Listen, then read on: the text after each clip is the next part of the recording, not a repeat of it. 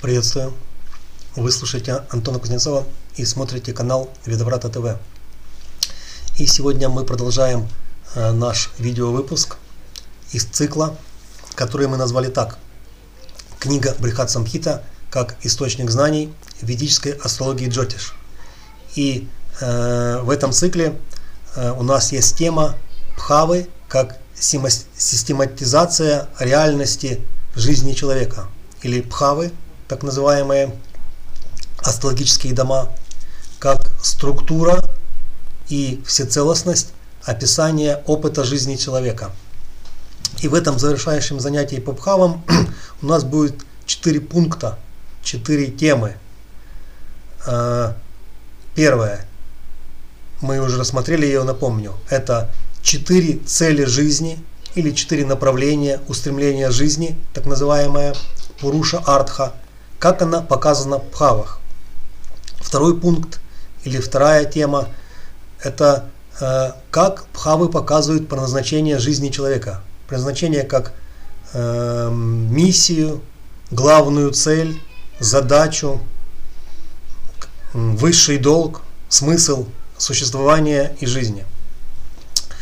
Третий пункт в этой теме – это как Бхавы, то есть астрологические дома, показывают ответ на вопрос, что мне делать.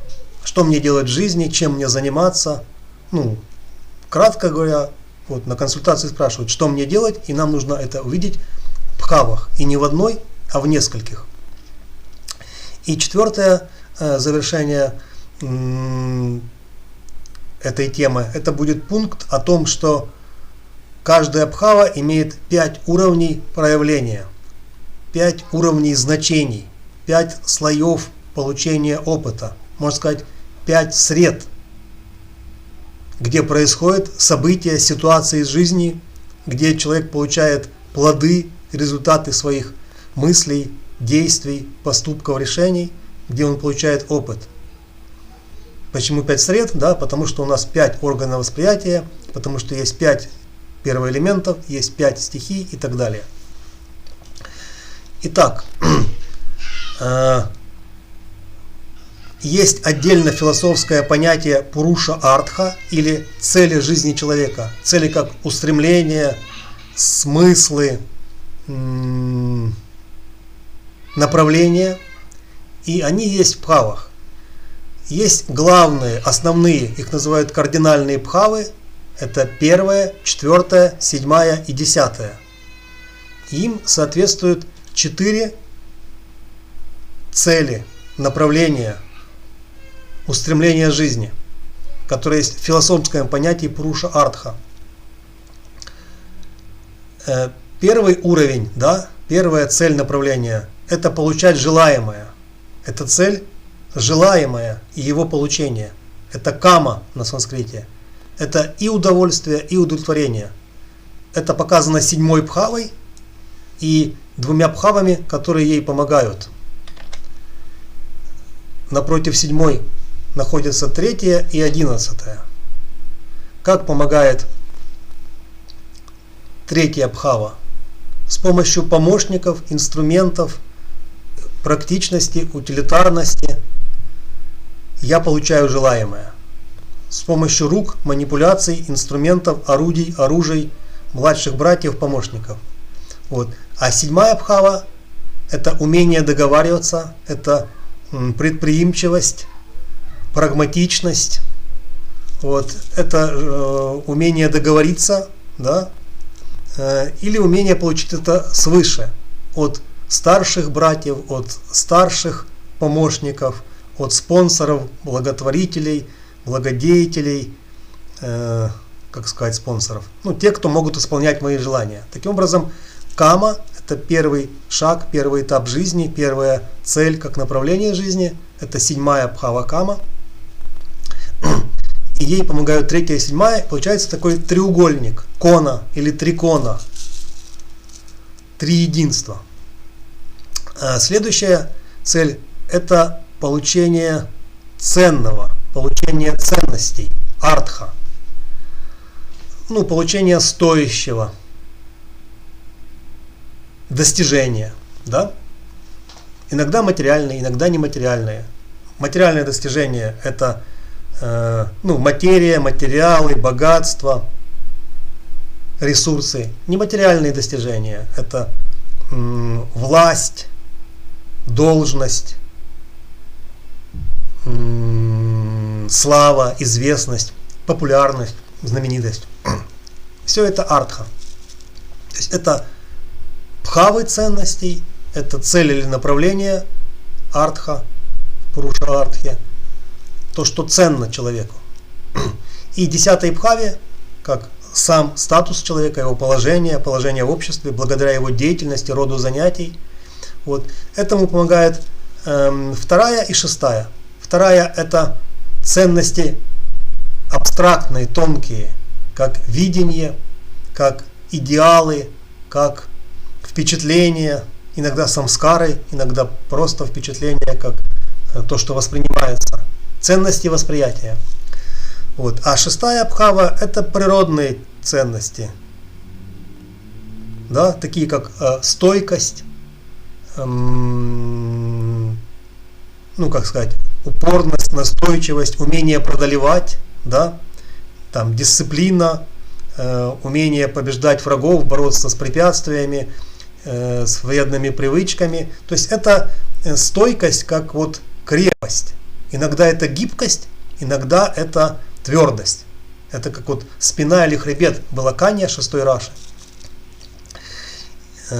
Далее, 3-й этап жизни, 3-я цель или направление жизни – это дхарма. Дхарма – это не то, что все думают. Дхарма – это, во-первых, закон и его знание. Это принципы и их понимание. Дхарма – это следование законам, принципам,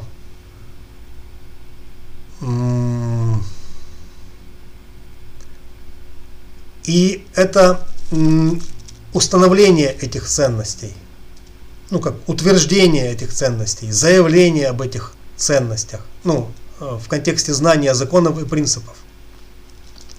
И человек устанавливает себя первой бхавой, появляясь на свет. Да, это восток или восход, это весна, это начало дня, начало года, начало жизни. Поэтому это Джанма Кундали, карта жизни или карта рождения. Вот. И там есть утверждение существования, бытия, принципов бытия, законов существования и жизни. Вот. И этой первой бхаве помогают 5-я и 9-я. Это самый известный трикона или кона, то есть треугольник бхав, три единства. Опора и фундамент.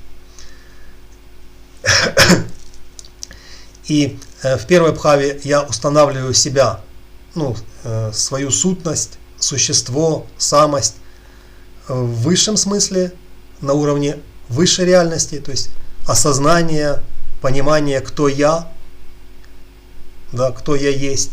Вот.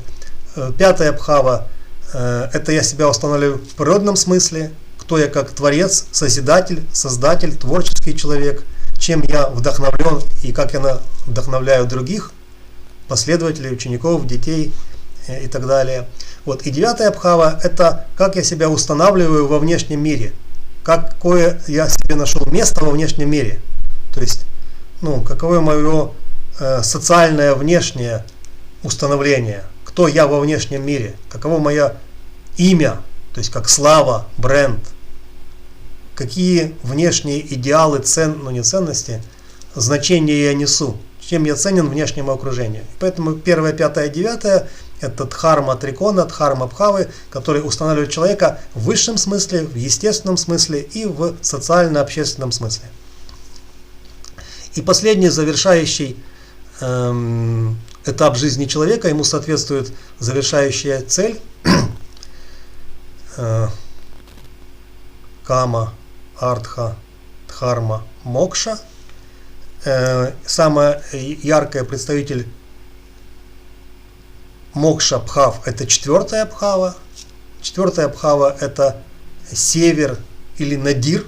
Надир – это то, что внизу, под землей, внутренний, скрытый мир, да, как это нава, подземный скрытый мир, невидимый мир.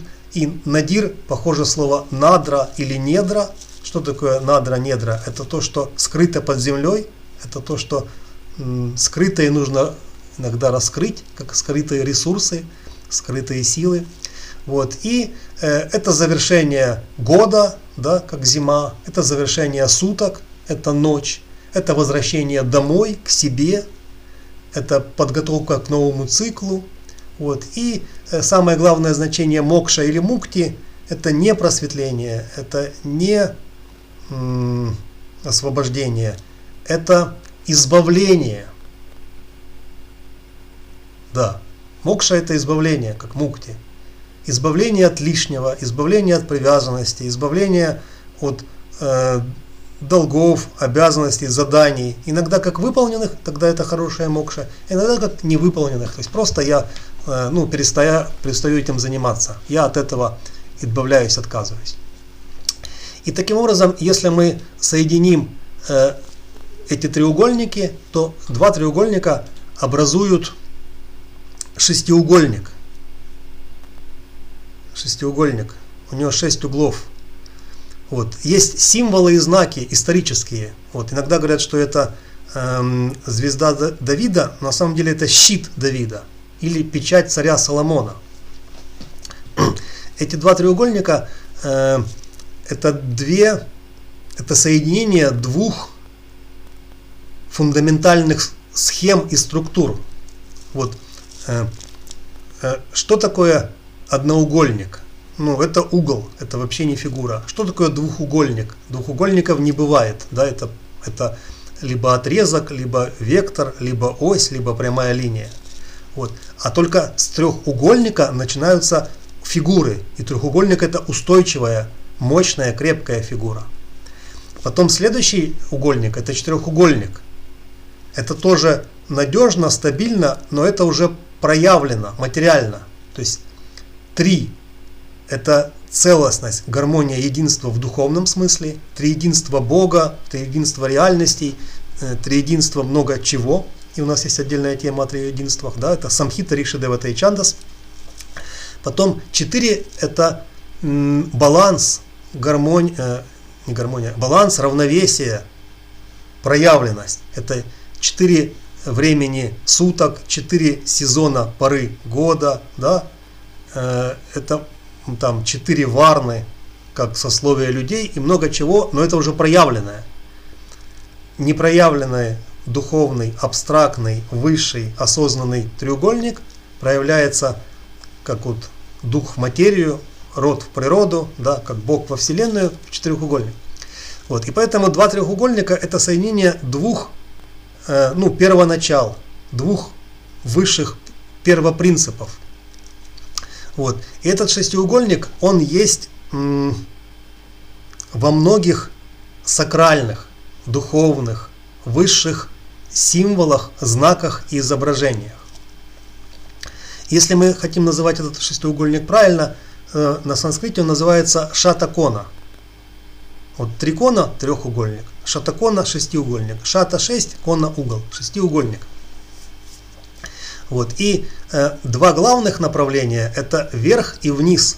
Это и в философском, абстрактном, символическом смысле, и это в карте рождения. То есть самый явный треугольник 1, 5, 9. Мы видим дхарма бхавы, 3 бхавы предназначения, 1, 5 и 9. Это направление вверх, это восхождение духа, это развитие, эволюция. Вот. Противоположно мы видим явный треугольник в карте рождения. Это от 7 бхавы, 7, 3, 11. Это треугольник вниз. Это наоборот нисхождение, это уже не мужское начало, а женское начало. Это вхождение духа в материю. Это вхождение рода в природу. Это вхождение мужчины в женщину.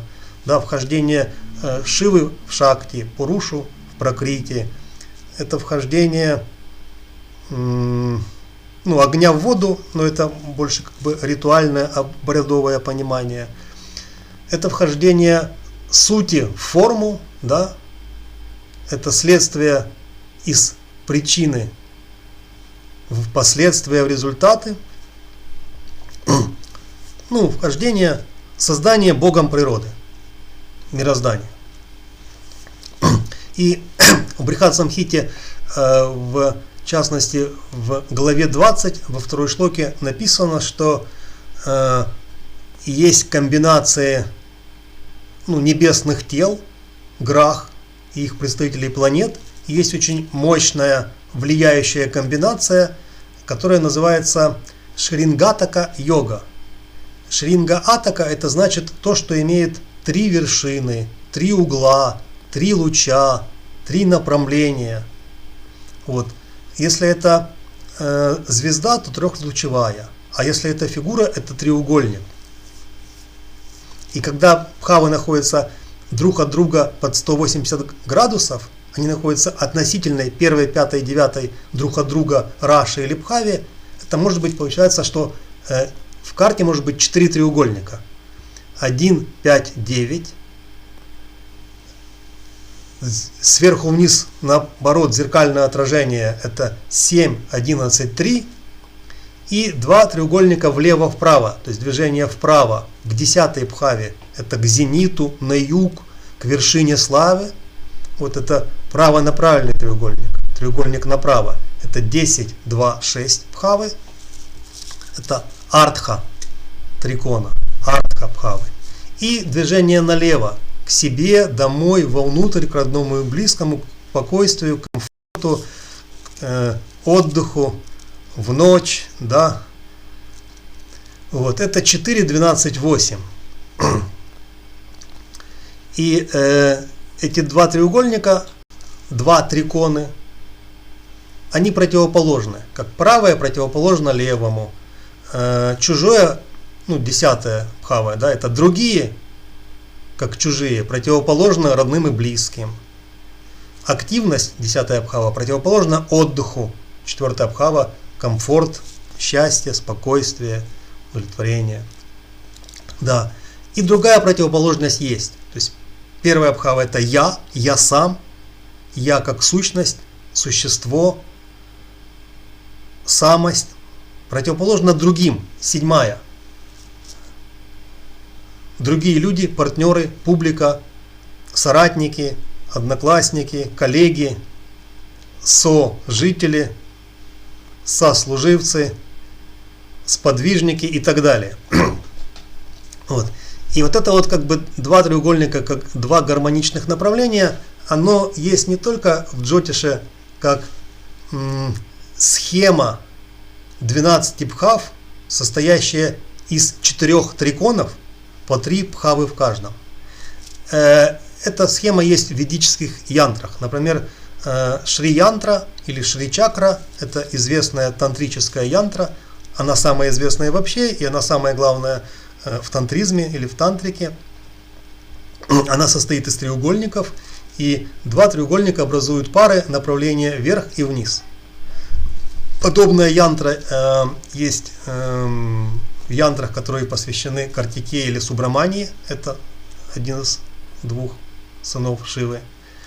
Она тоже называется Шата Мукха, то есть шестиликая янтра. Лик имеется в виду как образ. Иногда как направление, иногда как лицо. Шестиобразная янтра из 6 образов. Ну и много других тантрических янтров, они образуют, основаны на шестиугольных формах, состоящих из 2 треугольников. И этот символ рисуется во многих традициях, культурах, на важных местах. Да, он как бы показывает единство 2 противоположностей, диалектику в хорошем смысле этого слова.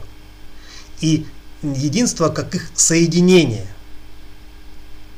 то есть объединение, гармонию, объединенность, целостность противоположностей.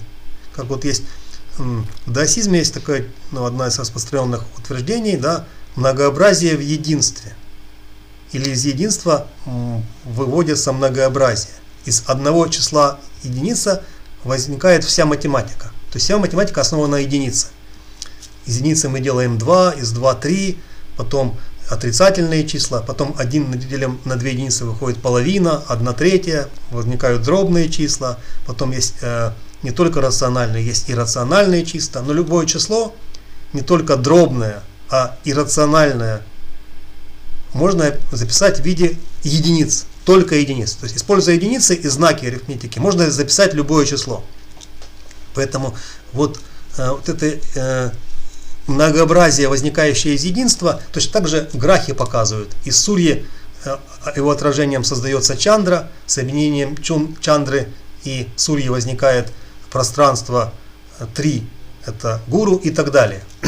Поэтому вот эти вот два треугольника, направленные вверх и вниз и наложенные, то есть суперпозиция, наложение.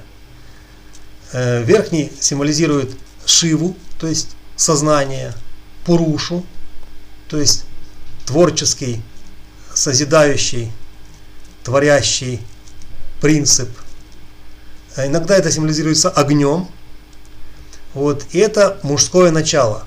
Не в смысле, что это кто-то там активный или маскулинный, а это созидающий, распространяющий, излучающий принцип. И наоборот, треугольник вниз – это противоположные принципы и законы. Это не Шива, а Шакти. То есть это не дух, а материя. Это не сознание, а материя или энергия, проявленность. Вот. Это не Пуруша, а Пракрити. Это уже не излучение, а впитывание. Принятие, принимание, напитывание. Иногда поглощение, иногда отражение. И это женское начало. Их пересечение – это вхождение одно в другое. Это как вот в контексте секса мужчина входит в женщину, так дух входит в материю, и материя становится живой, прекрасной, красивой, живущей, одухотворенной. Одухотворенной, сотворенной духом. И когда дух выходит из материи, в контексте жизни это смерть там, тела, человека, животного, она становится не такой. Вот. Ну и это противоположное.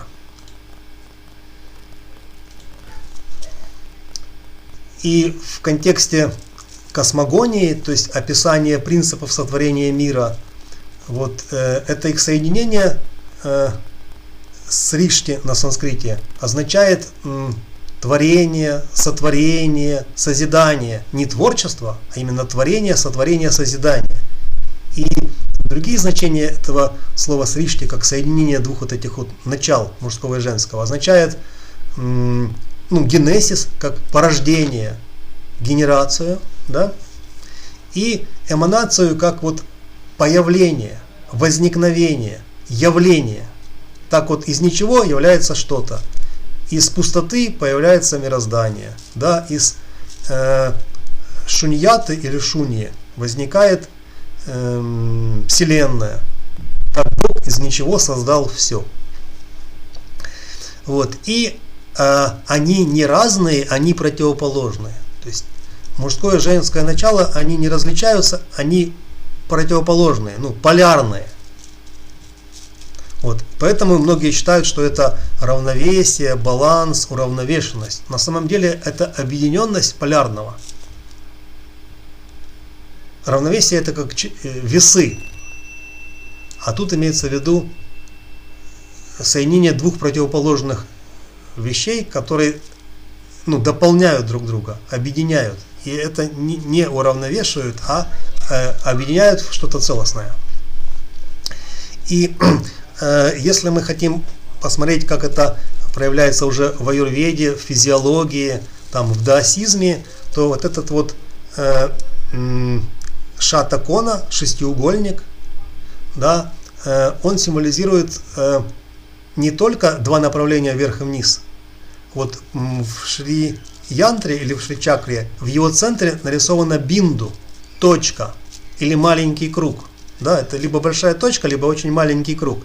И эта бинду, она привлекает внимание, она туда как бы втягивает фокус восприятия.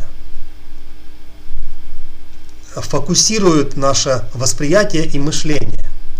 Вот. И эта точка, она показывает, что есть центр. То есть во всем должен быть центр, а чаще всего он есть. Иногда явный, иногда неявный. Центр как вот центр, вокруг чего все вертится, центр как суть или смысл, центр как собирающее, образующее место или функция, центр как то, что все соединяет и делает целостным, объединенным, центрирует в хорошем смысле этого слова. Вот. И есть санскритские слова, которые показывают вот этот символизм бхав. Вот. В середине между первой, седьмой, четвертой и десятой бхавой есть точка, бинду, центр. И, допустим, если это у человека, то это его сердце как сердцевина. Сердце не как эмоции, чувства. Сердце не как орган физиологии, качающий кровь, а как сердцевина, то есть суть, ядро. И когда говорю, что вот я решил, это моя воля, я есть. Где я? Я здесь. Я показываю на этот центр хридая чакра, то есть место центра, функция центра, положение в центре, центральный круг. Но это духовное я, духовная суть, и там у меня внутренний свет, да, и там внутреннее высшее я. А есть телесный центр, это где у меня пуповина. Когда я был в утробе матери до рождения, да, когда мама беременна, я соединялся пуповиной с матерью. И пуповина шла не в центр, не в центральную чакру, а она шла в пупок, в пуповину. Почему? Потому что там центр плоти. Поэтому это седьмой раши тула, место пуповины в том числе. И потом это будет марака бхава, которая дает мне жизнь, либо ее забирает, и она связана с жизнью. То есть это центр жизни, жизненный центр, телесный, физический. И у даосизма, у китайцев там центр дянь-тянь, он называется, в области пупка. То есть это центр материальных энергий, телесных и физических. Потом у меня есть центр, где у меня есть вдохновение, мотивированность, где у меня воля действовать, где у меня принятие решений, центр принятия решений. Это центр воли можно назвать. На санскрите это тейджас-стхана или тейджас-чакра. Это огонь воли, огонь моих решений, огонь власти, владения, огонь огня. Вот, там есть и материальный огонь, это джадхара агни, огонь пищеварения, но там есть и нематериальный огонь, огонь воли, мотивации, вдохновения, владения. Ну, можно назвать еще агни чакра или агни стхана. Это место огня в солнечном сплетении.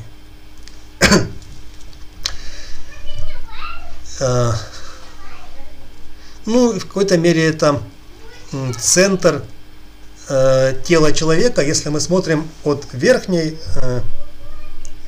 точки, это макушка, да, и нижней точки это копчик. Тогда между четвертым и пятым раши находится вот эта важная чакра или центр, да, стхана. Вот. И это центр человека, когда он сидит, ну, там, по-турецки или в падмаасане, да, или со скрещенными ногами, это его одновременно уже и ну, не материальный, а физический центр и волевой центр. Далее. Переходим к третьему пункту.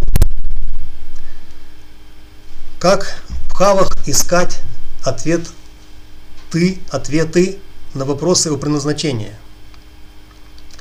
То есть предназначение можно понимать неправильно. Это то, что человеку нравится делать, да. Вот. Но может быть змее не нравится ползать, но она вынуждена ползать, потому что у нее нет там крыльев, ног и рук. И предназначение это то, что должно делать. Да, вот дхарма бхавы. Это законы их знания. Это принципы и им следования. Это исполнение того, что должно. Поэтому дхарма бхавы, 1, 5, 9, они связаны с знанием законов, принципов. Дхарма это как дао, то есть это высшие законы, высший закон, один главный закон, это закон единоначалия, или следующие из него вытекающие законы и закономерности, которых много, и которые соответствуют 9 принципов, аналогичным 9 грахам, и так далее. Вот. Поэтому предназначение это делай то, что должен. Ну а будет то, что будет. Вот. Многие скажут, что мы не хотим понимать предназначение как долг. Это что, обязанность? Нет, это не обязанность, это долг, это должное. Делай, что должен. Вот. Делай то, что соответствует законам. Каким законам? Ну, желательно высшим, а не низшим. То есть желательно, чтобы это были духовные, иногда высшие, абстрактные, абсолютные законы. Да, вот есть абсолютное и относительное. Относительное это изменчивое, переменчивое, проявленное, вторичное. Есть абсолютное, стабильное, чаще всего вечное или хотя бы долгое. Есть вечные законы, вечные принципы, вечные ценности. Вот это и есть дхарма, это знание этих абсолютных, то есть долговременных, стабильных, чаще всего вечных законов, принципов и ценностей. И предназначение это знать эти законы, принципы, и их исполнять. И при этом что-то выполнять. Да? Исполнять или выполнять? Выполнять. Выполнять предназначение. Да? Делать дело, но предназначение исполнять. И поэтому, если это 3 бхавы, тогда у человека может быть 3 ответа, что мне делать, как предназначение. Как мне исполнять предназначение. Либо мы говорим на основании 1 бхавы, либо мы говорим то, что показывает 5 бхава, либо мы говорим то, что показывает 9 бхава. Как они показывают? Даже если там нет грах, там есть раши. И раши показывают функцию, способность, возможность, способность, не склонность, способность или функцию, которую человеку нужно делать, чтобы свое исполнение, предназначение исполнять. Если там есть грахи, то это помогает ему, это дает ему силы, потому что грахи это силы, высшие силы, силы жизни. Это помогает ему делать предназначение. Но даже если там нет грах, и даже если на него нет дришти, аспектов, все равно там есть раши. И раши в одной из этих бхав показывает одну из 3 функций, которую человек может делать, одну из 3, не 3 сразу, чтобы следовать своему предназначению. И пойдем в обратном порядке. Не 1.5.9, а 9.5.1. Итак, предназначение как высший долг, как исполнение того, что должно, если мы смотрим в 9 бхаву. 1 это высшая реальность, 5 это природная, ощущаемая реальность, 9 это внешняя, объектная реальность, реальность проявленных объектов, социум, общество, внешнее окружение и так далее. И тогда 9 бхава показывает социальное предназначение человека. Или общественный долг, можно сказать. То, что ему делать нужно в контексте внешней реальности объектов. Она объектная, не объективная, а объектная. То есть у человека есть субъектная жизнь и объектная. Объектная – это он констатирует объекты, вещи, предметы, явления, внешние ситуации. Субъектная жизнь, не субъективная, это он что-то осознает. Осознает реальность, осознает себя, осознает причины и следствия, осознает принципы и законы. То есть есть констатируемая, проявленная действительность жизни человека, объектная, внешний мир. Есть осознаваемая жизнь человека, его высшая реальность жизни, где он что-то понимает и осознает. И там нет предметов, вещей, объектов. Там есть осознание, понимание, знание, идеи, идеалы и подобное. Итак, если человек хочет заниматься предназначением во внешней реальности, тогда это то, что является ценностью для общества, для людей, для человечества. Это его предназначение в обществе, во внешнем окружении. И поэтому такие значения, как мастерство, знание, умение, понимание, философия, высшие знания, иногда это образование, иногда это наставничество. У него есть наставник, он для кого-то наставник. Это все ценно для внешнего окружения. То есть это общественная ценность. Иногда талант, иногда способности, указанные раши, но для внешнего окружения. И вот эта вот главная опора, это 1.5.9. Все 3 коны, все вот эти 3 бхав, они дают разные опоры. Но опору в дхарме, то есть в следовании принципам и законам, дают Абхавы 1.5.9. И предназначение как 9-я Абхава – это опора человека во внешнем мире. То есть кем быть? Каково его имя, слава, его бренд? На основании его мастерства, знаний, на основании его опыта. И при этом нужно знать социальные законы и принципы, и им следовать. То есть соблюдать социальные условности, законы и принципы. Вот. И в Брихат Самхите в разных главах более систематично это 103 104 глава, ну и в целом в других главах, где упоминается 9-я Абхава, описано, что благотворные грахи в 9-й Абхаве помогают человеку жить дхармой, то есть жить по принципам и законам, исполнять свой высший долг, следовать своему сущностному предназначению, но во внешнем мире. И на санскрите это сварупа, то есть сва это мое, да, вот есть дхарма и есть свадхарма. Есть дхарма как закон вообще, предназначение всего мироздания, предназначение в целом как абстрактное понятие, дхарма как философская категория. И есть конкретная дхарма человека, это свадхарма, это его личная индивидуальная дхарма. И если это 9-я Абхава, то это сварупа, то есть это найти свой формат, найти свой имидж, найти свой образ, найти себя во внешнем мире, свою форму выражения. Рупа, свое проявление. Вот как это модная фраза, но я художник, я так вижу. То есть он так самовыражается. Он подбирает свои формы, сварупа, для того, что он считает ценным для внешнего окружения, для общества и для социума. Это первый вариант. Да? Второй вариант. 5-я Абхава. Это природная реальность, ощущаемая реальность, естественных функций, сил. Вот там в 5-й Абхаве есть какой-то раши обязательно, и он показывает природное предназначение человека. Вот. И там есть, возможно, грахи или дришти, взгляды грах на 5-ю Абхаву. И 5-я Абхава это природное предназначение как вот ценность Творца, Создателя, Созидателя. Там не творчество, а творение, сотворение и созидание. Творчество тоже может вдохновлять, но это больше 6-я Раша и 6-я Абхава. А то, что является излучающим, ярким, огненным, созидательным, творящим, как вот муза пришла, вот, это не творчество, это творение. Да? У человека что приходит при этом? Не сочинение, как их назвать? Сотворение, творы, то, что он сотворил. Творение. Да? Вот. И это не по шаблону, это не по крестикам или точкам, по номерам закрашивать существующий шаблон. Да? Это не по шаблону.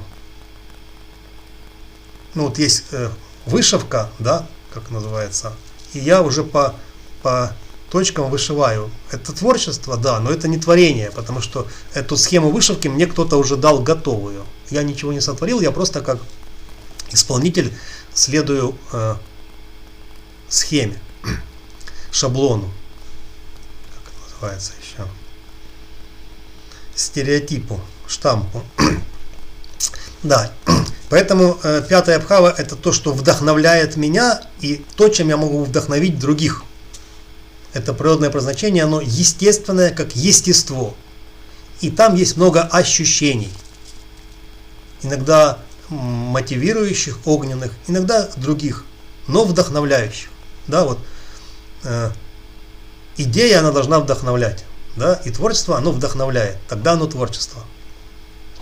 Вот. И нужны человеку, что это? Способности, склонности к одухотворению, созиданию, творению. Если человек их прощупал, он занимается своим предназначением природным и естественным, указанным 5-й Абхавой. И тогда он вдохновленный, вдохновляет других. И это на кого-то влияет, и за ним кто-то идет. И вдохновление дает порождение творений, учеников, последователей, адептов, тех, кто тех, кого человек ведет. Тут не в контексте лидерства, хотя и лидерство ощущается, но имеется в виду, что кого он вдохновляет. Вот. Он вдохновил женщину, она родила ему детей. 5-я Абхава — это дети.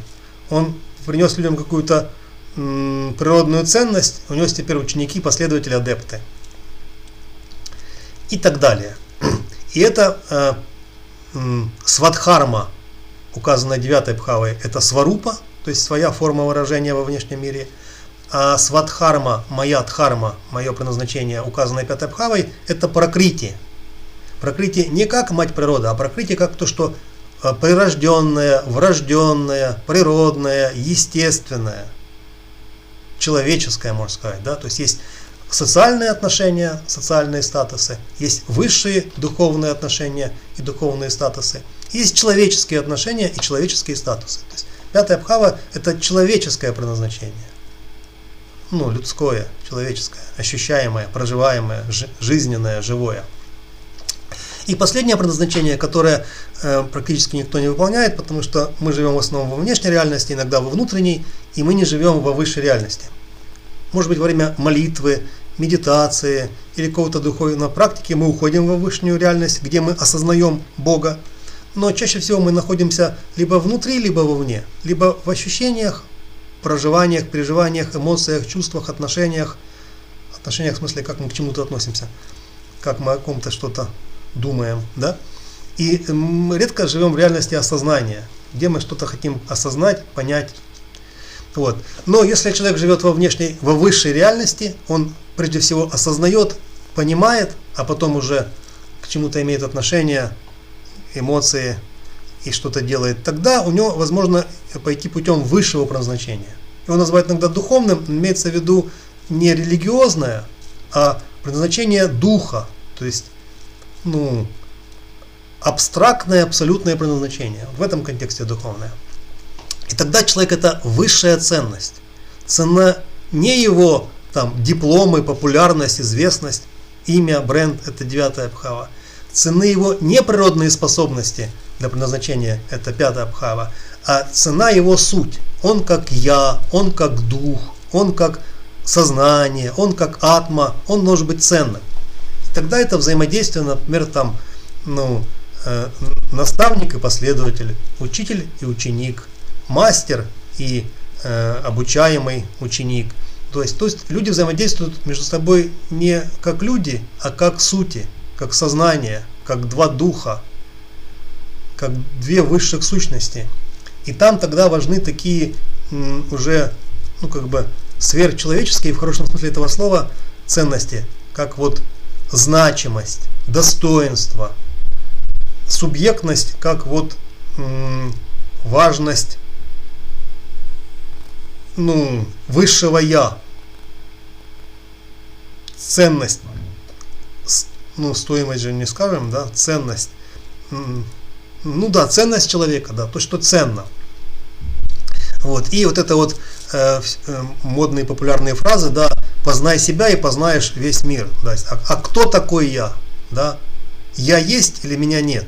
Если я есть, то кто я? Кто этот я, который есть? И это тоже модная фраза «будь собой». Да? Но будь собой не в смысле выпендривайся, выделяйся, будь экстравагантным, а будь собой, проявляй свое истинное я. И это свабхава. Бхава переводится как состояние, а не как астрологический дом. И свабхава — это свое состояние. Быть в себе. Кто-то не в себе, и он сам не свой. А кто-то в себе. Свабхава — свое состояние, свое я, своя суть, своя сущность, самость.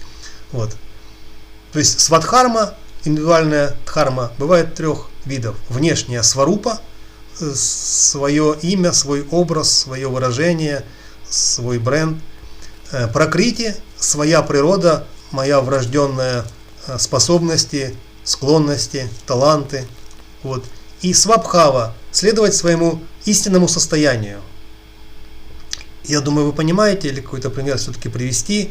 Но кто-то человек живет ради познания, и он всегда что-то познает, экспериментирует, пробует, исследует, там эмпирические какие-то действия делает. Ему главное познавать. И неважно при этом там он наслаждается или страдает, получает или теряет, зарабатывает или там тратит. Ему главное разобраться, познать.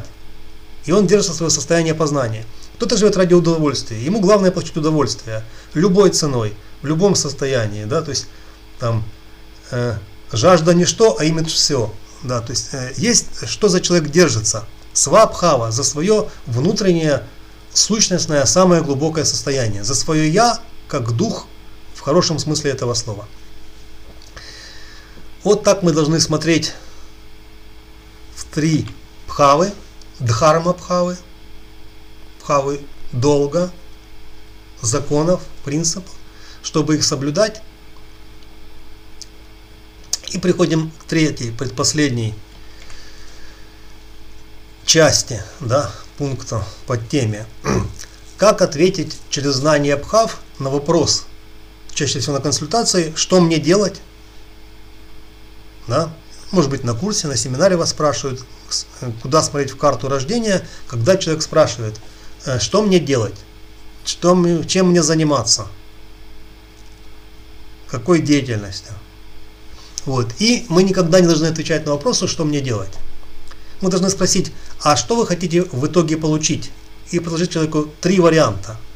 Можно получать материальный результат, то есть зарплату, доходы, прибыль, что там еще? Ну, исполнение желаемого. Это первый вариант. Второй вариант, можно получать статус, положение. Иногда должность, иногда карьерный рост, иногда власть, иногда известность, популярность, славу. Но это статус. Да. Иногда дипломы и сертификаты. Вот. Вы где-то учились, да, джотишу? Ну да, у меня есть 5 сертификатов. То есть человек говорит не о том, что он знает, не о своем учителе, наставнике, а о количестве сертификатов и дипломов. Вот, то есть это 10-я бхава. Статус, положение, сертификаты, дипломы, что там, удостоверения и так далее. Паспорт. Вот. И 3-й вариант. Вы хотите что-то делать, чтобы иметь вес, иметь авторитет, признание, да?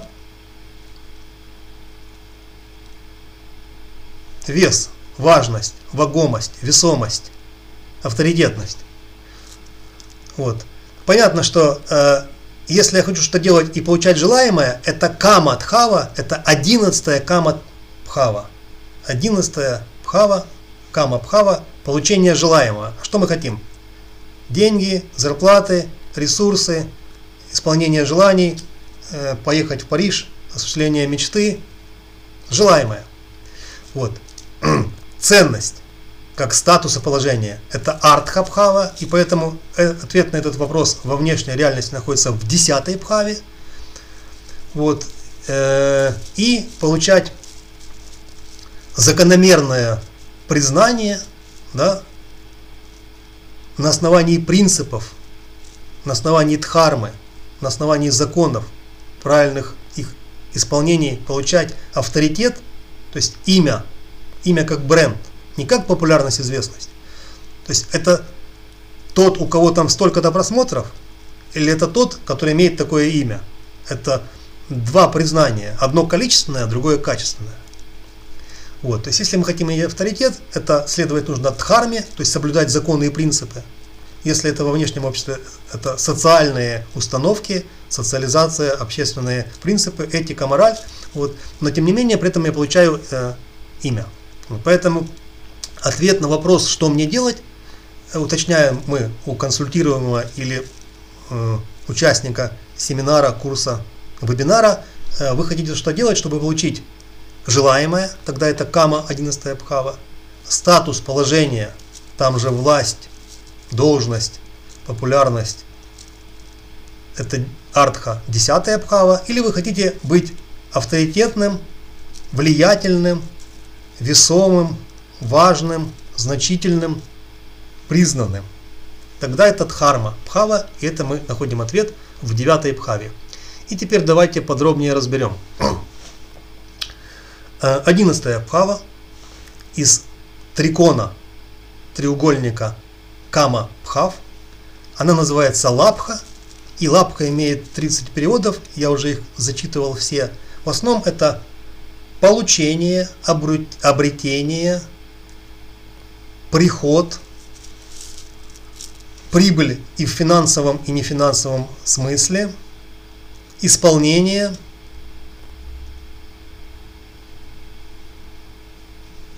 ну, самое главное, это получение. Это бхава получений, обретений. То есть, вот главный перевод слова лабха как имени 11 бхавы.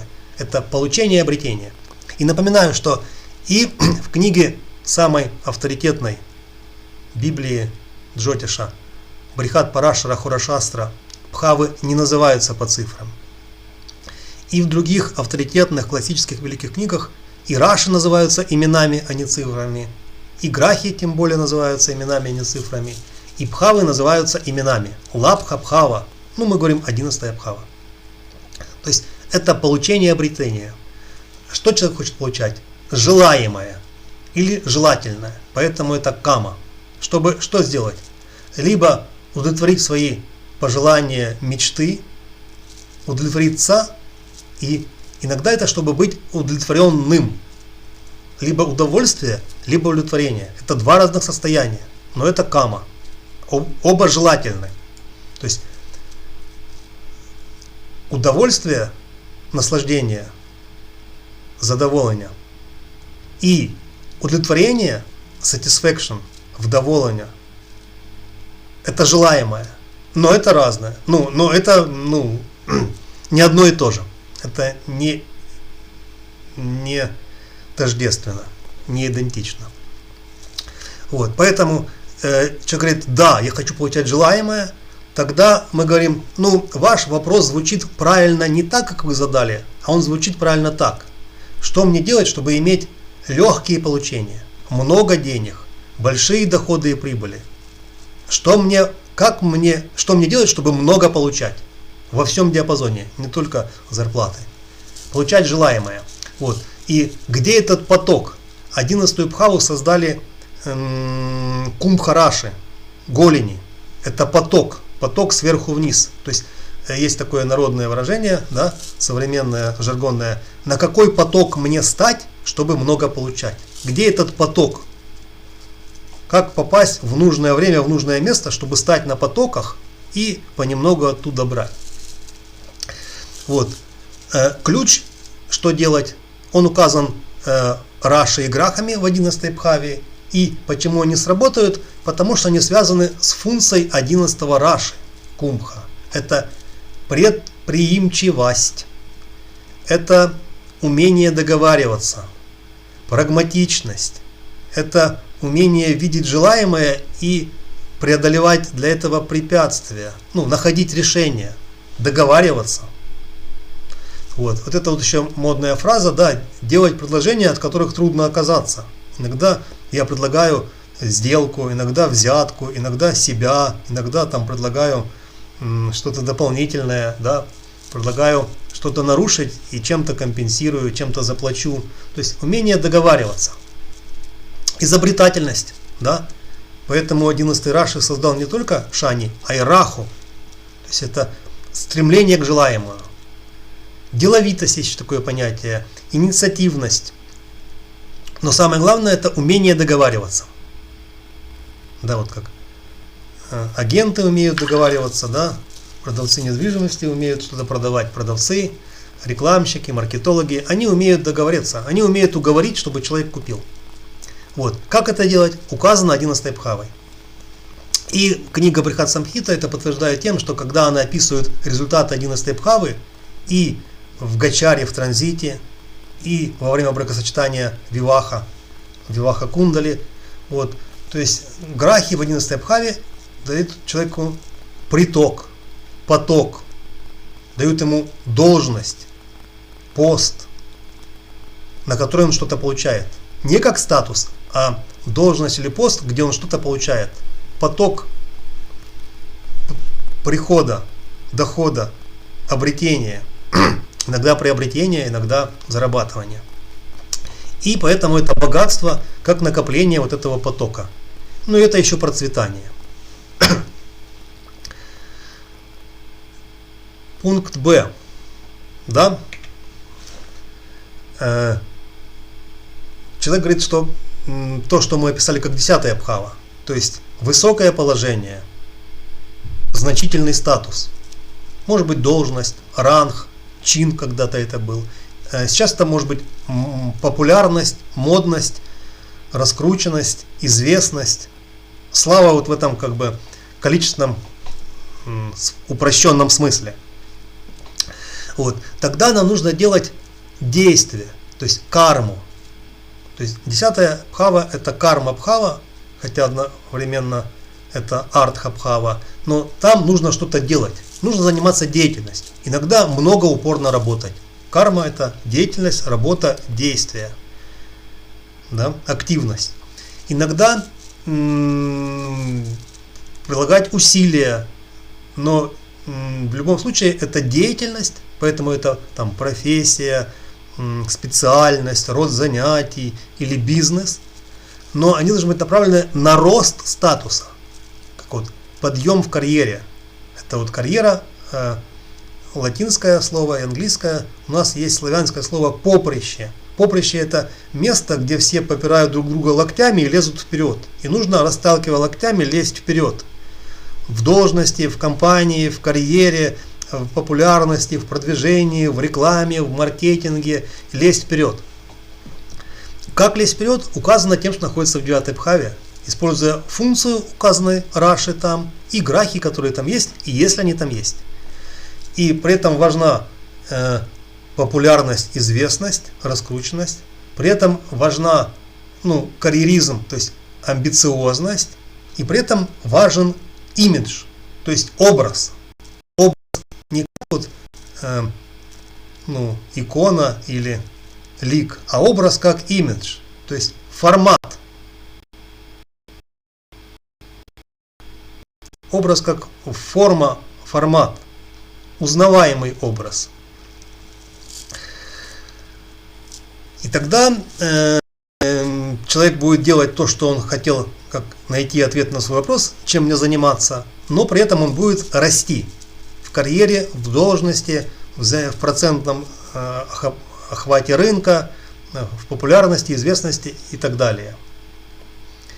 И в Брихат Самхите это подтверждается тем, что когда описываются результаты грах в 10-й абхаве, написано, что они дают победу. Победу над конкурентами. Во времена Вараха Михира это была победа на войне, победа над врагами, победа над соперниками. Сейчас это может быть конкуренция, да, победа в спорте, хотя и в других смыслах. Победа как преодоление других, преуспевание, успех. Я успел, они нет. Успех от слова успеть. Приехать раньше, победить быстрее, захватить первым. Успех от слова успеть. Я успел, они не успели. Да, как это вот модная маркетинговая фраза, да, чтобы зарабатывать, нужно быть либо первым, да, либо главным, либо единственным, либо основным, либо известным. Нужно быть как бы преуспевающим. Не в смысле ресурсным, а чем-то обходить других.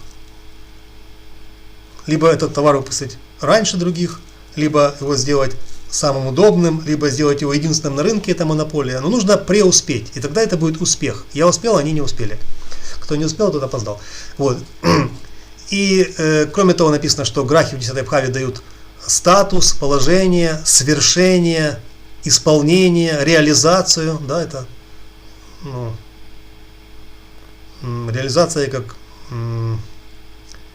успешное завершение проектов или чего, процессов, осуществление, да, и это может касаться и дел людей, бизнеса, да, дела. Бизнес это дело, да, дело. Это может касаться их начинаний, предприятий, свершений, планов и проектов. И последний, третий вариант ответа на этот вопрос, когда человек говорит, что мне делать, и мы его уточнили, сузили до одного из трех вариантов. Я хочу что-то делать, чтобы быть авторитетным, уважаемым, признанным, иметь вес, важность, значимость, авторитетность, экспертность и так далее. Тогда это 9-я Абхава, Бхагья Абхава в этом контексте. У 9-й Абхавы много имен, но тут подходит Бхагья. Бхагья как судьба, то, что призначено, назначено, то, что соответствует. И это Фортуна, это греческое имя богини судьбы. И человеку пофартило. То есть он делал то, что призначено. Он плыл в правильном направлении. Да? Он не шел против течения, он шел по законам. Он следовал Дао или Дхарме. Он шел не против закона, а следовал законам. И тогда у него все получается, и тогда он удачливый. Поэтому Бхагья это еще удача как везение. Но это не случайно повезло. Случайная удача. Это закономерная удача. То есть Бхагья, если удача, мы переводим закономерная, на основании принципов законов. Вот. И там есть как вот талант, как Божий дар. Вот. Тогда указано это Раши, который находится в 9-й Абхаве, и Грахами, если они там есть, ну и если они туда дают дришти, взгляд, но это уже в меньшей степени, чем их там положение, как Юти. Вот. Тогда нужно с помощью того, что указывает 9-я Абхава, идти в направлении опыта, опытности. Это приведет к экспертности и мастерству. Это даст понимание и, как следствие этого, разумение и знание. Этот же опыт даст навыки и умения. И таким образом человек будет иметь больший вес, большее понимание, он будет больше авторитетом и может учить других. Важный момент. Нельзя стать просто авторитетом, просто учителем с нуля. То есть нельзя стать отцом, не будучи ребенком. Я могу быть отцом, зачинать, рожать, воспитывать детей, потому что меня кто-то зачал, родил и воспитал. Поэтому, если у меня появляются ученики, то у меня должен быть опыт ученика. Я должен был у кого-то учиться. У учителя, у наставника, у мастера, у авторитета. Вот, поэтому обязательно, чтобы что-то делать в контексте 9-й Абхавы, Бхагья Абхавы, нужно иметь авторитета. Либо учителя, либо наставника, либо мастера, либо другого вышестоящего, который для меня имеет вес, чьи слова для меня важны. И тогда 9-я Абхава начнет работать, и будут этот Раши и эти возможные Абхавы там проявлять свои функции и силы. Если человек учит других, но сам ни у кого не учился у конспекта, у искусственного интеллекта, статьям, по книгам, книга не может быть наставником, мы это понимаем. Вот, тогда, не будучи ничьим учеником, хотя бы в прошлом, он не может быть ничьим учителем. Вот, поэтому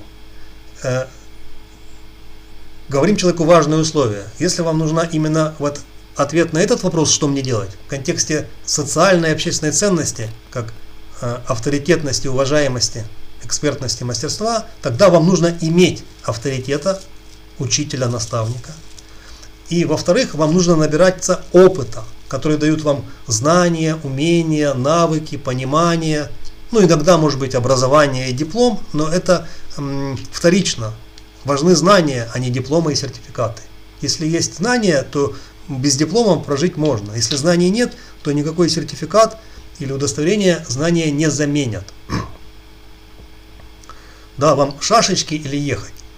Вот. И тогда нужно искать себя в таких значениях, как мастер чего-то, знаток в чем-то, профессионал в некой сфере, специалист в каком-то области. Вот. Это может быть что-то конкретное социальное, например, профессия, род занятий, специальность. Это может быть абстрактное. Философ, мудрец, тоже это 9-я Абхава.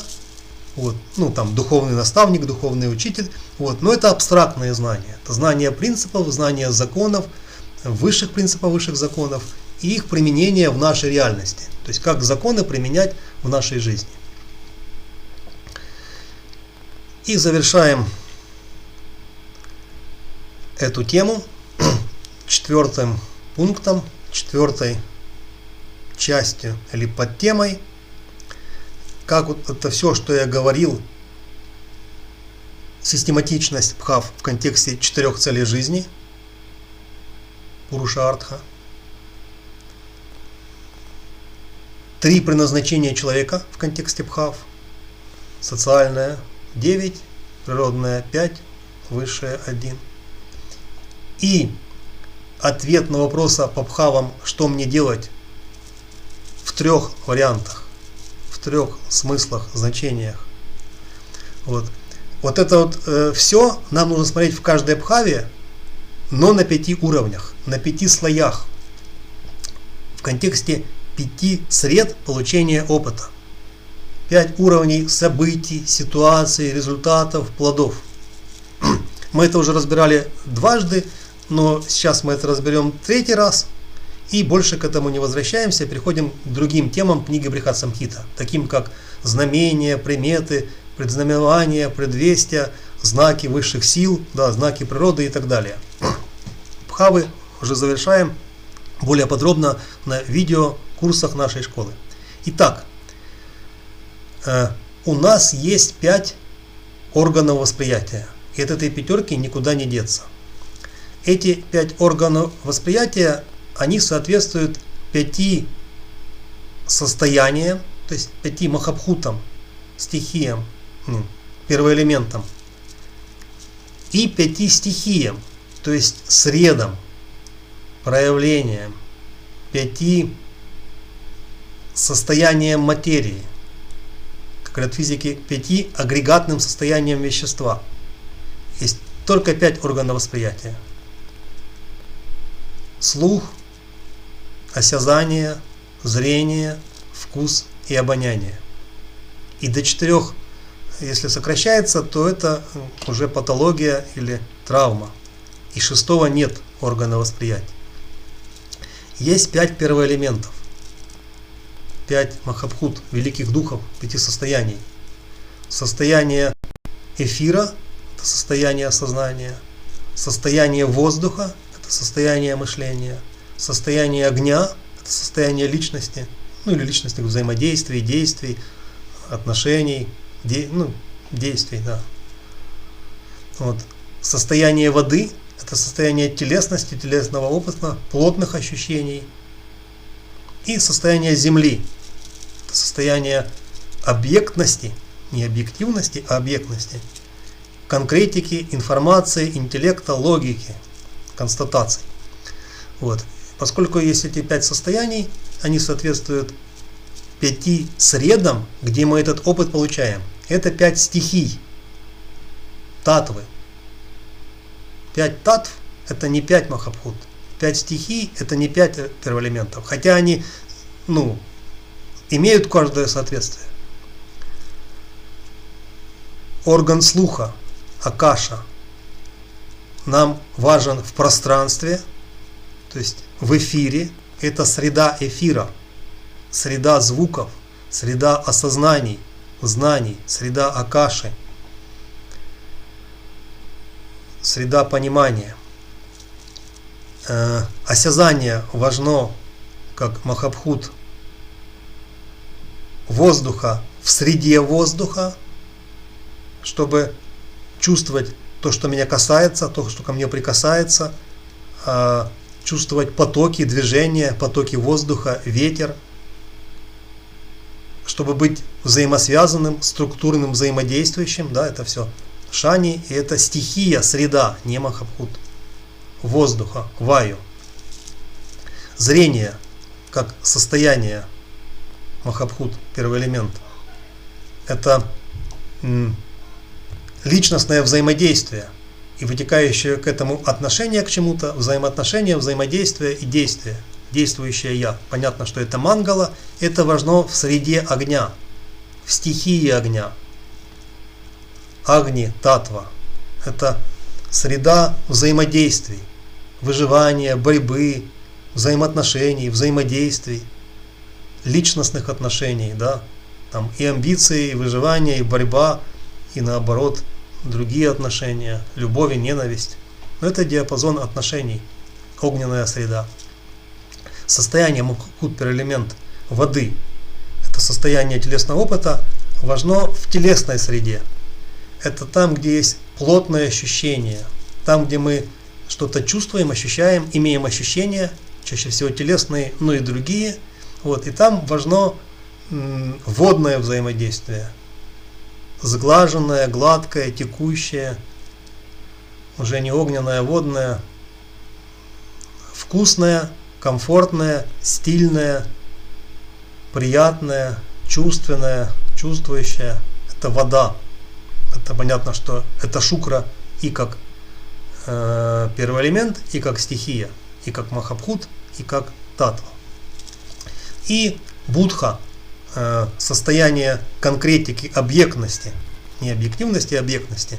Это состояние первого элемента Махабхута Притхиви, то есть земля, и оно важно в объектной среде, то есть в татве, в Притхиви татве, в среде фундаментальности, объектности, предметов, вещей, конкретики, выражений, форм. То, что мы констатируем интеллектом или логикой, как информацию, факты или сведения. В основном это что? Вещи, предметы, факты, информация, что-то конкретное, фактическое. Иногда в плохом смысле этого слова. Иногда объективное в плохом смысле этого слова. В неценном и искажающем смысле. Да, вот как манипуляция информацией или фейк.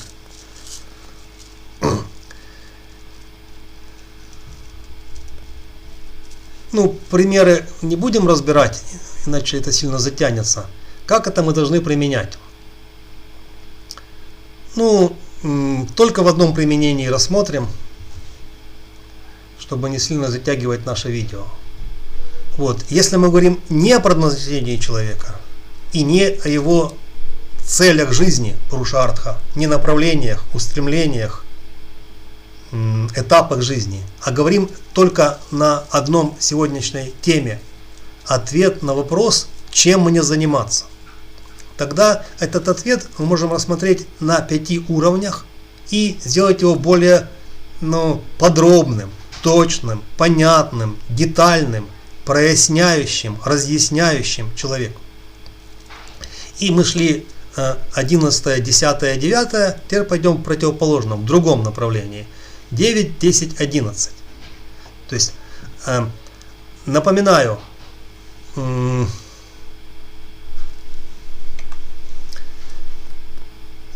когда мы говорим, что опыт каждой бхавы человек получает на 5 уровнях, мы можем дать ключевые слова. Первый эфирный уровень – это опыт, который человек осознает, можно сказать, понимает. Второй уровень – земной.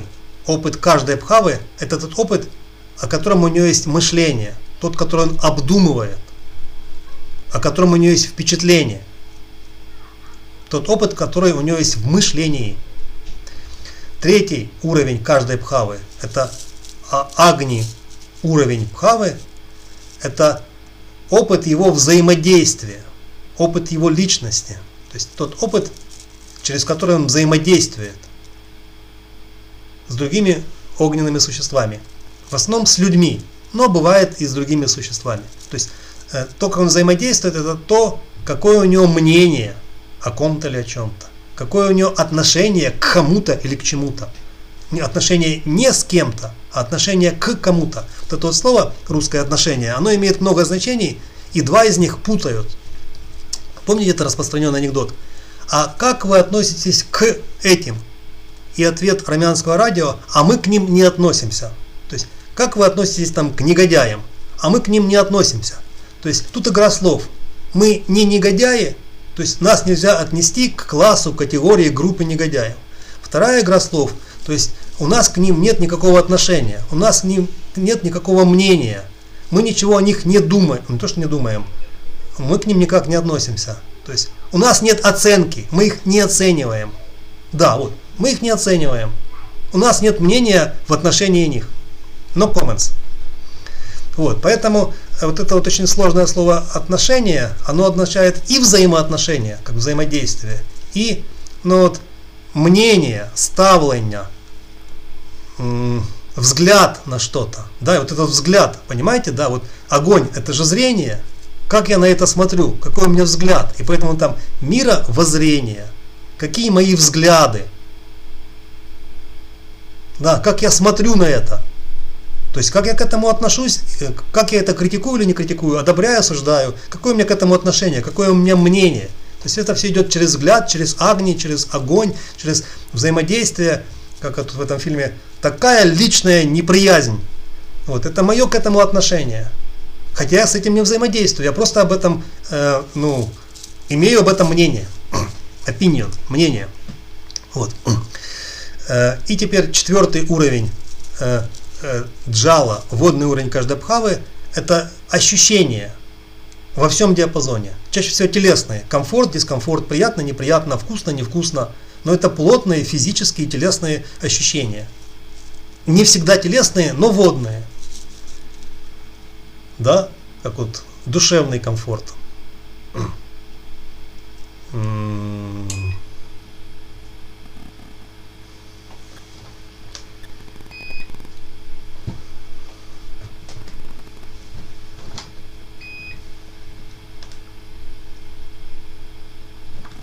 Далее.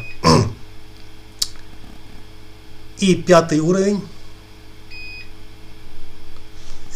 Земной уровень каждой абхавы. Притхиви Махабхута, первый элемент, проявляется Притхиви Татве, Притхиви среде,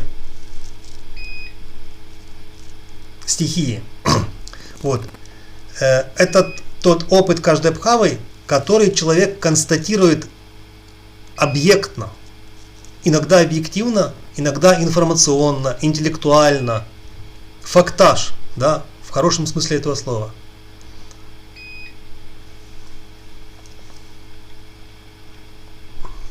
И теперь, понимая все это, помним, что вот эти 5 уровней нужно применять к каждой абхаве. Если вот мы собираем значение каждой абхавы, у нас есть конспект или файл, там у нас есть 100 значений каждой абхавы, а может быть уже 1000 мы собрали, да, нужно их расставить по 5 столбикам, внести в 5 вертикальных клеток.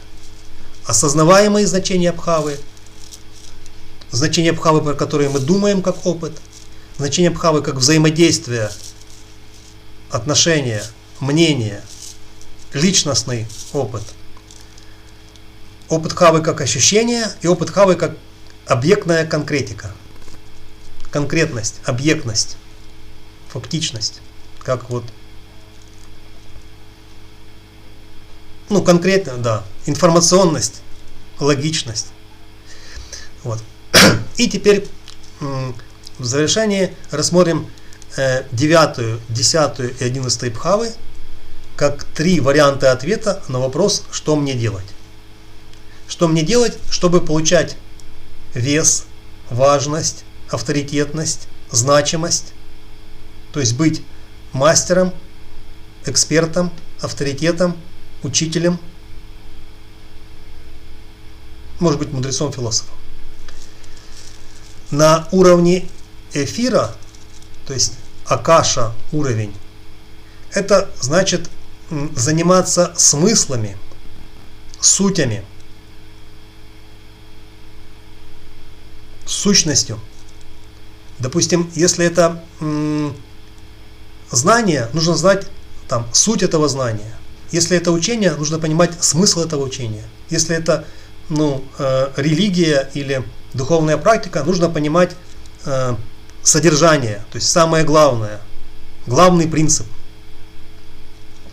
И это предназначение социальное, оно должно иметь сущностную ценность, как вот стратегичность или дальновидность. Теперь тоже 9-я абхава, ответ на тот же самый вопрос, что мне делать. Но это ответы на уровне ваю среды, на уровне мышления, на уровне думания, мыслей, наблюдения, обмена, коммуникации, передавания мыслей, связанности, структурности. Да, это ваю и шани. Вот. это должно быть структурным, то есть мастерство, знания, умения, навыки, социальные ценности должны быть структурными, то есть иметь взаимодействие, взаимосвязи, внутреннюю логику так называемую. Вот. И опыт тоже должен быть структурированным, обдуманным, рассудительным, обдуманным. На уровне огня, та же самая 9-я абхава, ответ на вопрос, что мне делать, чтобы быть авторитетом. Нужно понимать ценность людей. То есть 9-я абхава это ценности, социальные ценности, а огненный уровень это люди. Это люди как ценности, ценные люди. Для меня это мои учителя, наставники, авторитеты. И быть такой же ценной личностью для других. Как говорят, за тобой люди потянутся, да? То есть людям давать что-то ценное, как знания, опыт, принципы, законы, советы, рекомендации. И люди будут к тебе притягиваться. 4-й ответ на первый вариант. 9-я абхава. Что мне делать, чтобы быть авторитетом? Нужно иметь телесный опыт правильный. То есть иметь здоровое, эффективное тело. Телесные ресурсы, телесные привычки, как вот память тела, наработанные. Вот, когда тело работает автоматически. Это подобно тому, как вот вы ведете машину, и чаще всего опытный водитель может разговаривать, слушать лекцию, слушать новости. Вот, у него уши чем-то заняты, а при этом тело автоматически переключает передачи, вписывается в повороты, выбирает правильную дистанцию, чувствует габариты тела машины. И все это происходит благодаря наработанным, плотным, физическим, телесным навыкам. Тренировать тело. Быть здоровым во всех смыслах этого слова. Вот. И 5-й вариант уровня в ответе на первый вопрос, что мы делать, чтобы быть авторитетом. Заниматься ценными объектами. Уметь делать ценные вещи. Учиться у тех людей, которые делают ценные вещи. Вещи и как предметы, и как явления, понятия. Быть в местах ценностей. Вот помните, 9-я абхава это библиотеки, университеты, храмы, места паломничества, места силы, да, что там еще 9-я абхава, места образования, школы в хорошем смысле этого слова. То есть это места ценностей. Нужно быть в местах ценностей, чтобы набираться этого опыта ценностей объектного, то есть конкретного, материального. Материального, да, вещественного. Вот. 5 уровней ответа на вопрос, что мне делать для авторитетности. Теперь 5 уровней ответа на вопрос, что мне делать, чтобы иметь статус, положение. На уровне осознания. Это, амбициозность в хорошем смысле этого слова. То есть осознавать, что такое успех, какое это состояние, как правильно идти к достижениям, что такое власть, как правильно владеть и властвовать, что такое состояние репутации, реноме, да, честь мундира, но не в офицерском понятии. Репутация, да, это слово объединяет много аспектов и вариантов. То есть, что такое успех, репутация, владение, власть и реализованность, которая это все может под одним зонтиком. Понимать, осознавать эти состояния и за них держаться на уровне понимания и осознанности. Мышление. Что мне делать, чтобы иметь статус и положение? Это мыслить конкурентоспособно. То есть иметь идеи, решения, мысли, рассуждения, которые мне могут помогать победить других. В соперничестве, в конкуренции, что там на рынке происходит, в борьбе, в конкурентной борьбе. Иногда это карьера в одной компании, иногда это борьба на рынке, но мыслить конкурентно, мыслить как победитель, да, то есть искать победы над другими на уровне мышления, думать, как бы их победить, преодолеть. Да? 6 это преодоление природное, 10 это преодоление социальное и общественное. На уровне личностей огонь – это личности, 10-я абхава – это статус. То есть считать людьми, ценить, нет, фокусироваться на людях не как ценности, это 9-я абхава, а как на их статусах. То есть быть поближе к статусным людям. Если вы блогер, берите интервью у знаменитостей. Да? То есть проникайте, прорывайтесь, приближайтесь к статусным людям. Да? Вот. Помогайте самому королю или президенту, или кому там, лорду, правителю, графу. Да? Берите интервью у самого статусного человека. Пишите ему, просите советов, просите покровительства, поддержки, рекомендаций. Вот. И имейте у себя статусного человека. Это не мастер-наставник, как 9-я абхава, это покровитель. Ну, крыша вот в жаргонном понятии, особенно 90-х годов. То есть имейте покровителя. Вот. Но если вы работаете, да, то есть старайтесь работать на статусных людей, то есть работать на правителя, там, на президента или короля, работаете на правительство, да, то есть работаете на силовую структуру. Вот. И тогда сама структура, само приближение к правителю вас будет повышать в статусе. Да? То есть вот, госслужащий.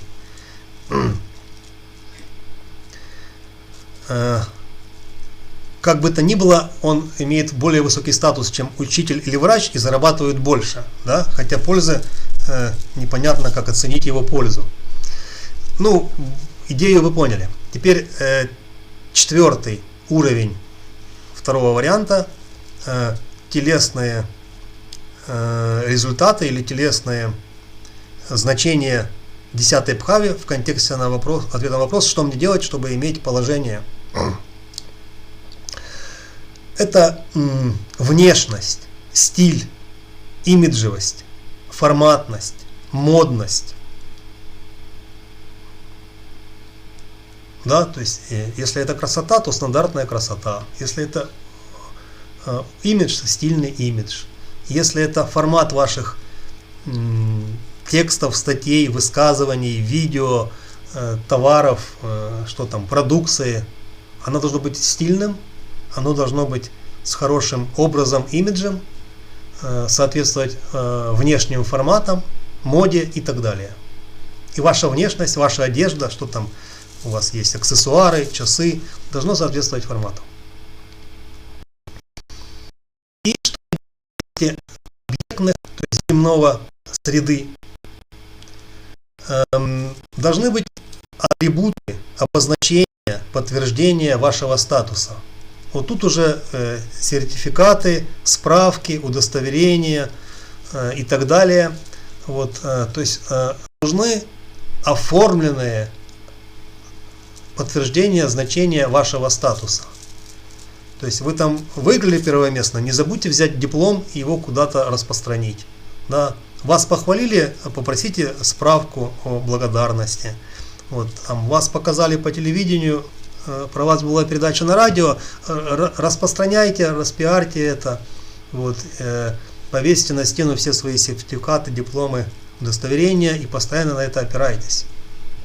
То есть, опирайтесь на информацию, на объектность, объективность, материальность, вещественность. И последние 5 уровней ответа на вопрос, что мне делать, если важна выгода, польза, корыстность, то есть получение желаемого, обретения.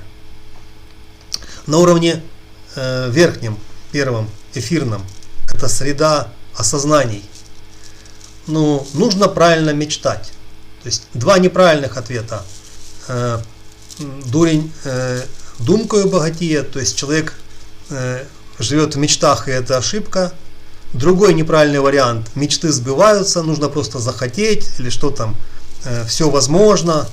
Главное загадать желание, да? Главное сказать природе, мирозданию, Вселенной о своем желании или мечте, и природа, материя это исполнит. Нет, оба варианта неправильные.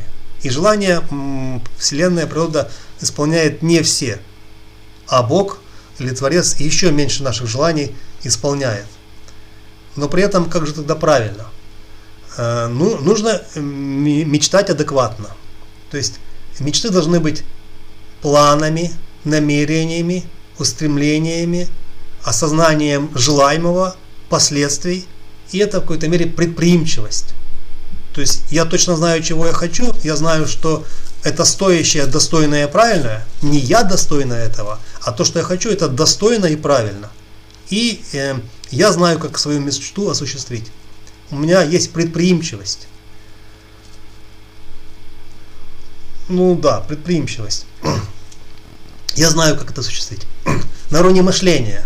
Это думать о пользе, о выгоде, о корысти, о чем там еще, о прагматичности, вот, и иметь прагматичное мышление. И нужно уметь вести переговоры. Не как там президент говорит, что я умею вести переговоры, написал об этом книгу. Нужно знать принципы переговоров, знать, когда делать какие предложения, чем можно жертвовать, чем нельзя жертвовать. То есть нужно уметь вести переговоры, уметь договариваться. Это отдельная система знаний. Само по себе это не работает. То есть мало иметь товар, нужно еще иметь маркетинг и рекламу. Иначе у вас прекрасный товар никто никогда не купит. И наоборот, если у вас плохой товар, но хороший маркетинг и реклама, вы продадите все что угодно. Вот. То есть это умение подчеркнуть преимущества и ценности и обойти, ну не игнорировать, а преодолеть возражения и недостатки. Третий средний уровень среда огня, среда личности, там у меня личные взаимодействия, и там нужно иметь благодетелей. То есть обращаться к спонсорам, не к инвесторам, к благодетелям, добродетелям, меценатам, те, которые люди могут спонсировать. У кого-то есть деньги, и они хотят отдать их на доброе дело. Нужно уметь их находить и к ним обращаться за спонсорством.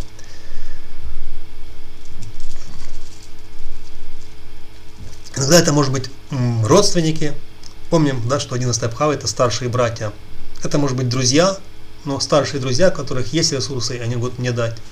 То есть те, кто нас может поддержать, содержать, сделать нам меценатство. И в обратную сторону тоже нужно быть для кого-то добродетелем, меценатом, кого-то поддерживать, когда это чисто, порядочно, честно и правильно по законам. Предпоследний уровень воды, это значит правильно применять тело и правильно употреблять, ну как это сказать, употреблять, то есть использовать телесный опыт для правильного употребления. Правильно есть, правильно питаться, правильно его усиливать, развивать, тренировать. Правильное потребление в контексте тела. Вот. И последний уровень, уровень объектов, это маркетинг, реклама. То есть умение вести себя на рынке среди конкурентов, среди других подобных людей. То есть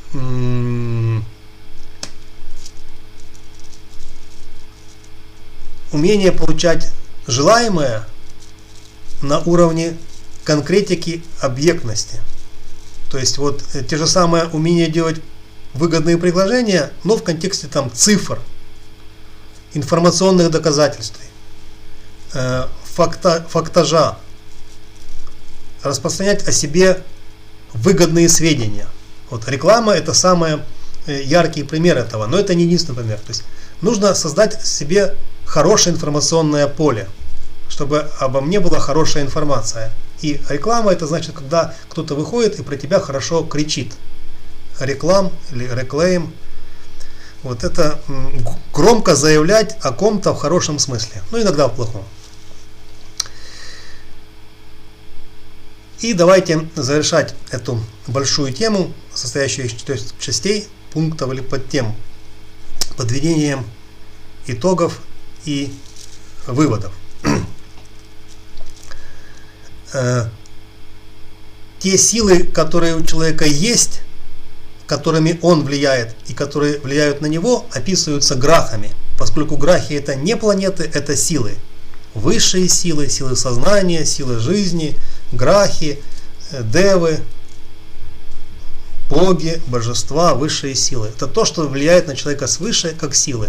И он обладает этими силами тоже. То есть человек обладает сознанием, восприятием, знаниями, мудростью, внимательностью, наблюдательностью, личностью, телесностью, объектностью. Он обладает 7 грахами. У него есть 7 грах, как его вот эти вот силы, внутренние и высшие. У человека есть 12 функций или 12 способностей, 12 уровней жизни, 12 мест жизни. Они описываются 12 раши.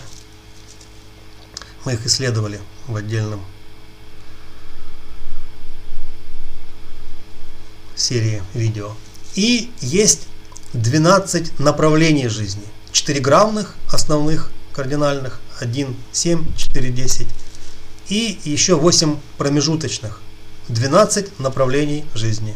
12 сфер жизни, где человек получает опыт.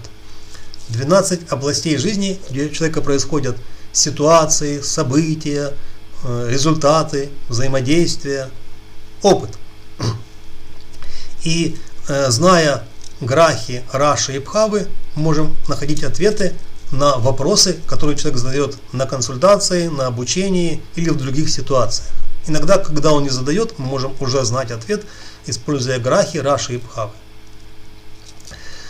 То есть человек живет как сознание, дух, атман, сущность в материальном мире. Таким образом, человек соединяет небо и землю, относительное с абсолютным, дух с материей, Бога с природой или сознание с материей. Он дух в материальном мире. И его дух, сознание описано силами сознания грахами, а его опыт в материи в относительном мире, в 3 реальностях действительности, описываются бхавами. Поэтому бхавы позволяют найти ответ на любой адекватный вопрос, жизненный, который связан с опытом человека. Есть вопросы, которые не связаны с опытом человека, отвлеченные, а есть связанные с опытом. И бхавы дают ответ. Главное в бхавах, если мы говорим о грахах, это грахи в бхавах. И так описаны книги Брихат Самхита 103, 104 и другие главы, которые говорят о результатах грах в бхавах. Но есть сферы жизни, на которые нужно найти ответы, и там в бхаве не будет грахи.